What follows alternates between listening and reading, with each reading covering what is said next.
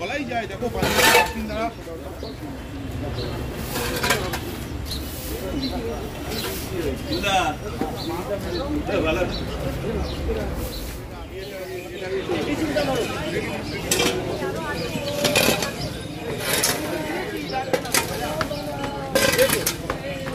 সমস্যা বলতে জল জমা, এটাই তো সমস্যা।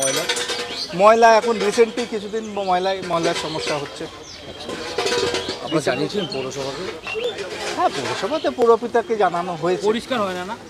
পরিষ্কার হয় এখন রিসেন্টলি, এখন ওই সপ্তাহে একদিন দুদিন করে আসে।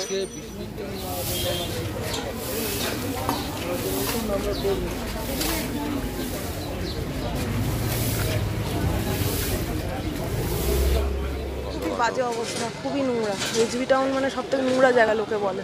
আচ্ছা, এত নোংরা চারিদিকে। বারংবার তো আপনারা জানিয়েছিলেন? আমরা অনেক জানিয়েছি, এখানে জল জমে খুবই, মানে বর্ষার সময় অবস্থা খুবই খারাপ হয়। আর মশা ভর্তি, আবর্জনা দেখো চারিদিকে আবর্জনা ভর্তি, রাস্তায় রাস্তায় আবর্জনা। হ্যাঁ, পরিষ্কার তো করার দরকার। এই যে ব্লিচিং পাউডার ছড়ানো হচ্ছে, এটা তো রেগুলারলি করা উচিত অ্যাটলিস্ট। আচ্ছা, আমার মনে হয় প্রার্থীর যে পরিষ্কার করাটা আপনি সমর্থন করেন নিজে হাতে? এখন যদি লোককে দিয়ে না করাতে পারছে তো নিজেকেই করতে হবে। কাকে করতে হবে? যে করছেন উনি ঠিক আছে, করছেন ঠিকই আছে। আপনার নাম? জয়শ্রী মজুমদার। হ্যাঁ, বলুন।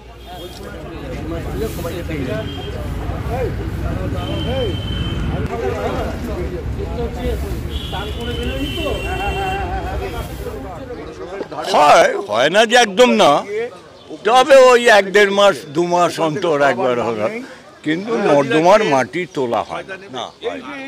গার্বেজে তো মধ্যে এখন আবার নিচ্ছে, মধ্যে তো রামচন্দ্রপুরে যে ভাগাড় ছিল সেটা তো বন্ধ করে দিয়েছে।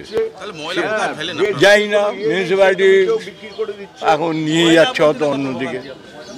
আমি মাঝে শুনেছিলাম বাইপাসের দিকে নিয়ে যাচ্ছে লরি করে, ঠিক মতো। আমার নাম পৈতোষ মজুমদার। আমাদের সমস্যা মেনলি ময়লা জমে থাকে, ময়লা এখানে ঠিক মতন পরিষ্কার করা হয় না।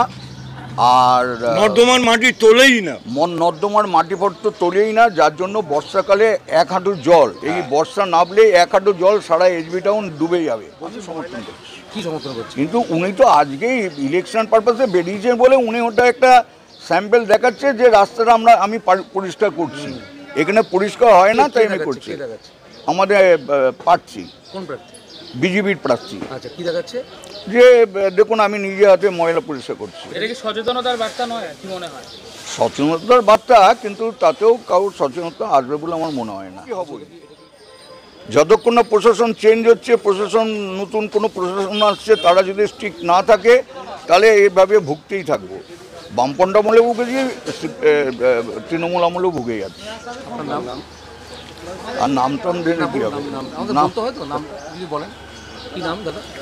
তাপস রায়।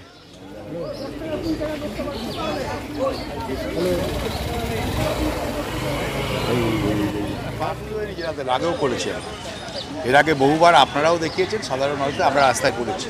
আমরা প্রার্থী হয়ে বলে না, এটা আমাদের কাজ। আর স্বচ্ছতার এই অভিযানটা নরেন্দ্র মোদীর একটা স্বপ্নের গল্প, এটা আমরা করি, উনি নিজেও করেন। সুতরাং এটা ওটা দেখার জন্য নয়, ভোট ক্যান্ডিডেটের জন্য নয়, এটা হচ্ছে।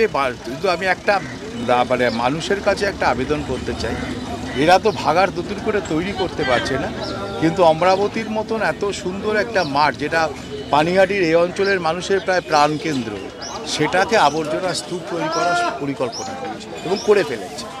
তাই আমি এই অঞ্চলের মানুষকে বলবো, এরা কাজ করবে না, কারণ এদের নজর কোথায় পুকুর বুঝছে, এদের নজর কোথায় বেআইনি নির্মাণ হচ্ছে, কারণ সেখান থেকে কাটমানি পাবে। এরা প্রমোটারদের পিছনে ঘোরে, প্রমোটারদের কাছ থেকে কাটমানি, মানুষের পিছনে ঘোরে না, কারণ এরা ভোটটাকে ছিনিয়ে নেওয়া শিখে গেছে।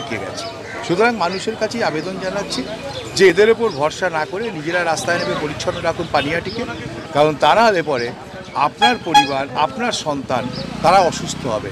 নিজের পরিবারকে, নিজের সন্তানকে, সবাইকে সুস্থ রাখার জন্য পানিহাটিকে পরিচ্ছন্ন রাখতে হবে, দমদমকে পরিচ্ছন্ন রাখতে হবে। আর তার জন্য হয়তো এই অপদার্থ মানুষগুলোর উপর ভরসা না করে নিজেদের ভরসা নিজেদের উপর।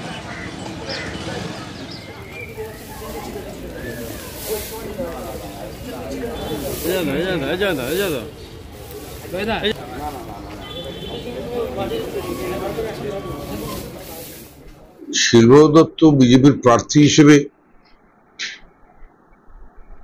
অনীহাটিকে পরিচ্ছন্ন করা এটা পৌর ভোট তো নয়, এটা পৌর ভোট নয়, রাজ্যের ভোটও নয়।